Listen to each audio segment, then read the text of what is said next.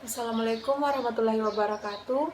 Perkenalkan, nama saya Monica Citra Devanti dengan nomor Stanbook F2017-01135. Saya dari kelas ketiga farmasi. Nah, di sini saya akan menjelaskan bagaimana farmakoterapi dari penyakit filariasis atau kaki gajah. Yang pertama-tama yang harus kita ketahui ialah apa itu filariasis. Nah, filariasis merupakan penyakit menular yang disebabkan oleh cacing filaria dan ditularkan melalui berbagai jenis nyamuk. Selain itu, penyakit filariasis juga dikategorikan sebagai penyakit parasitropis yang mempengaruhi kelenjar limfa dan pembuluh limfa. Filariasis disebabkan oleh nyamuk yang telah terinfeksi, dan dari gigitan tadi dapat menularkan parasit yang akan menuju ke sistem saluran limfa. Terdapat 3 jenis cacing yang dapat menyebabkan filariasis. Yang pertama, Wuchereria bancrofti, yang kedua Brugia malai, dan yang ketiga adalah Brugia timor. 70% cacing tersebut dapat tinggal di kelenjar dan saluran getah bening, sehingga dapat menyebabkan kerusakan pada sistem limfatik yang dapat menimbulkan gejala akut dan gejala kronis. Untuk menentukan gejalanya sendiri harus membutuhkan diagnosis medis, karena sebagian besar kasus tidak memiliki gejala. Jarang terjadinya kerusakan jangka panjang pada sistem limfa yang dapat menyebabkan pembekakan di kaki, lengan, dan alat kelamin. Nah, kondisi ini juga dapat meningkatkan risiko seringnya infeksi bakteri yang mengeraskan dan menebalkan kulit atau biasa yang sering kita disebut dengan kaki gajah. Nah, selanjutnya ialah etiologi dari penyakit filariasis atau kaki gajah. Filariasis atau penyakit kaki gajah disebabkan oleh berbagai jenis cacing nematode dari famili Filariidae yang hidup di saluran dan kelenjar getah bening. Penyakit ini ditularkan melalui perantara yaitu nyamuk, Culex equifactus, yaitu anak cacing atau mikrofilaria dapat hidup di aliran darah tepi manusia. Nah, mikrofilaria umumnya dapat ditemukan dalam darah manusia pada malam hari. Nah, ada beberapa faktor yang diduga merupakan faktor risiko tingginya penularan filariasis ialah sebagai berikut. Nah, yang pertama adanya faktor lingkungan, yang kedua kurangnya pengetahuan masyarakat, yang ketiga adanya kebiasaan, kepercayaan, yang keempat kebiasaan tidur tidak menggunakan kelambu atau pengaman. Selanjutnya adanya kebiasaan atau kepercayaan yang dimaksudkan ialah contohnya kita sebagai masyarakat jika keluar rumah pada malam hari tanpa menggunakan lotion anti nyamuk, nah itu dapat menyebabkan peningkatan penularan dari filariasis sendiri tanpa kita sadari. Dan yang terakhir adanya resistensi vektor filariasis terhadap insektisida. Selanjutnya ialah patofisiologi dari penyakit filariasis atau kaki gajah. Nah, penyakit berawal dari gigitan nyamuk yang mengandung larva infektif atau larva stadium 3.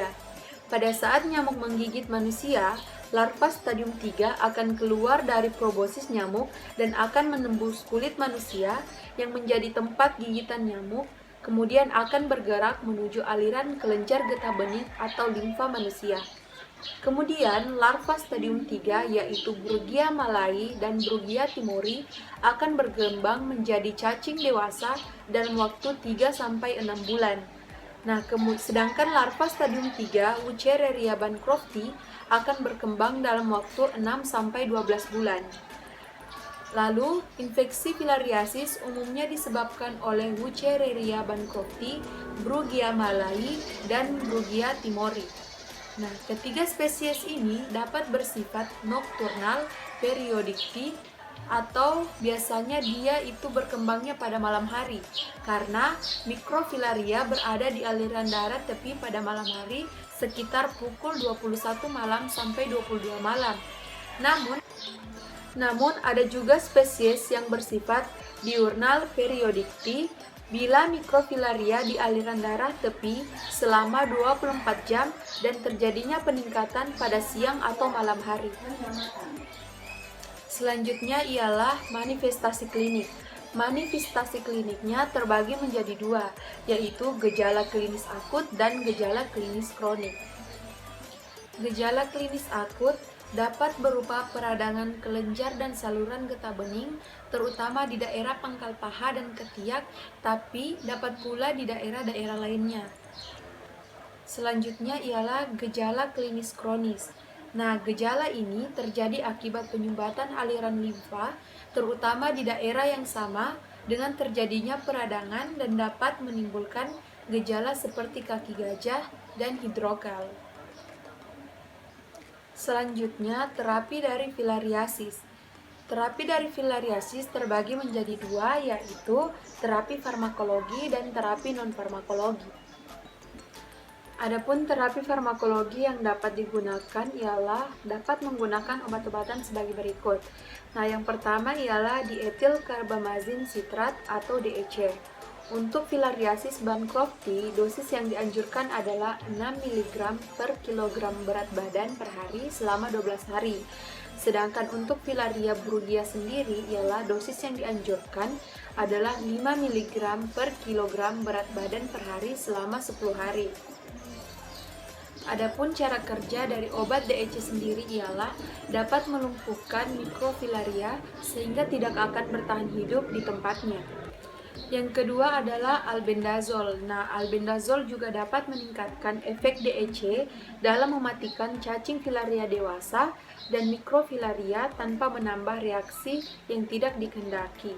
Dan yang terakhir ialah obat-obat yang digunakan terhadap kejadian ikutan pasca pemberian obat pencegahan filariasis, diantaranya seperti paracetamol, kortikosteroid injeksi dan tablet, CTM, adrenalin injeksi, dan obat-obatan lainnya.